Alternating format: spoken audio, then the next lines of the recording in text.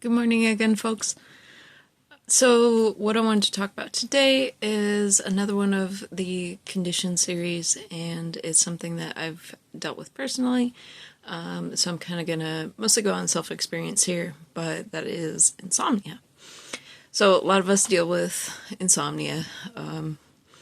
There's various forms of it where some folks have trouble falling asleep initially, some folks wake up through the night, and then others end up waking up too early. There's a variety of reasons that insomnia can be caused by, a lot of which are situational. In my own experience, it was a result of other conditions, such as depression and anxiety, which is not unfamiliar to a lot of folks. It's just something that's very prevalent in our world right now, and there's a lot of both personal factors and societal reasons for that, I believe. So insomnia is something that there's a good chance that a lot of you folks here have dealt with. I know I have. Mine was specifically trouble falling asleep, but also staying asleep. So there was a period where I was going through a lot of stress, and what was happening was it would take me almost an hour to fall asleep initially, and after that I would wake up almost every 2 hours on the dot, and it would take about 15 to 30 minutes, sometimes more, to fall asleep again. And so I went through a period where I was getting only like 3 to 5 hours of sleep each night, for a week or two on end, and then I would kind of hit a wall and crash and sleep for 10 hours, whether I wanted to or not. And this cycle would repeat for a long time, and it made it difficult to function. It made the anxiety worse in a lot of ways, and it took a lot to kind of get to the root of why that was happening. So a lot of it comes down to approaching the causes of your own insomnia, what the reason is that you're staying awake at night, whether that's too much screen time, or too much caffeine, especially after about noon to 3 in the afternoon. Consuming too much caffeine within that time period can really make things worse. Or if it's just like, too much stress hormones, too much going on in your life, too much cortisol building up in your system.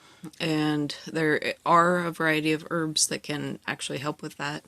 I've found that lemon balm is a really good one. Lemon balm is what they call a nervine, which means that it releases your kind of calming hormones and reduces cortisol in your system. The other one is catnip, and catnip, especially as a tincture, can do really well to help you fall asleep initially, especially. A lot of folks swear by valerian root, which is another one that'll make you, if you have trouble falling asleep initially, it'll really help with that.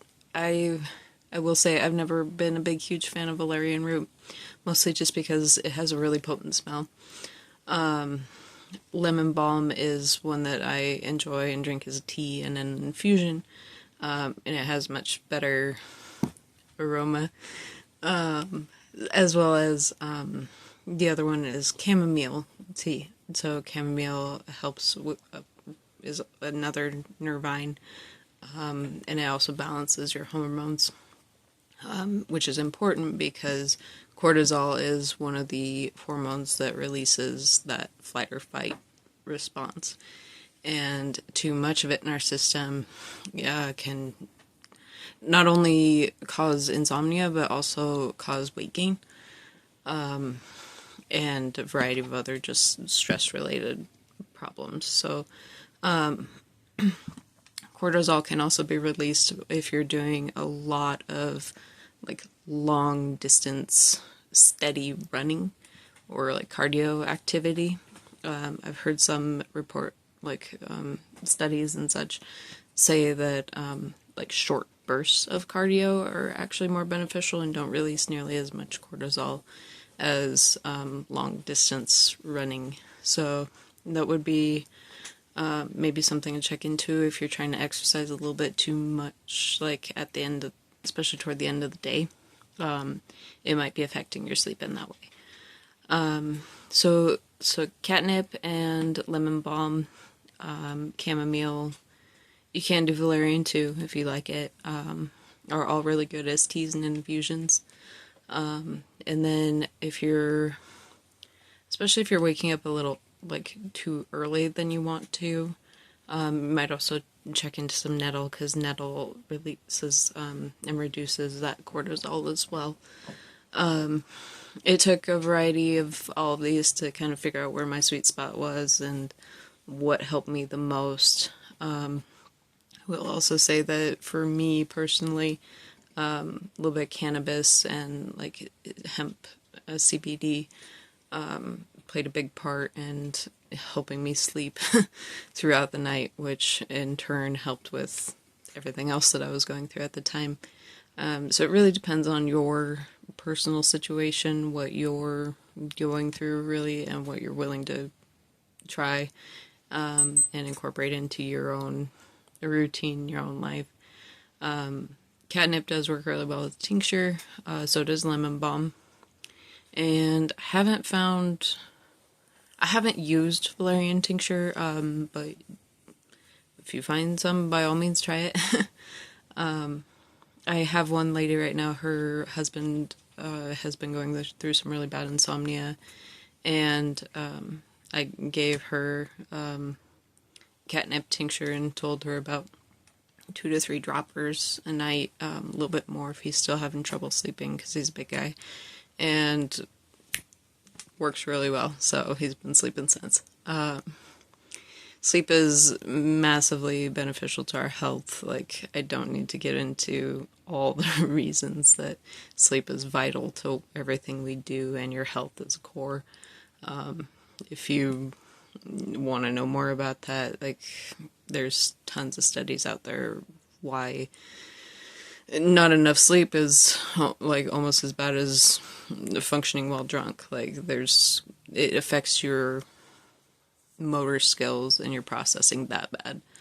So those are my, I guess, quick tips. This is a super short video, so just wanted to drop in and say hi, suggest some more herbs, and if you have any other suggestions, drop them in the comments below. Any likes or comments, all that, subscribes helps us out, and I hope to see you again soon.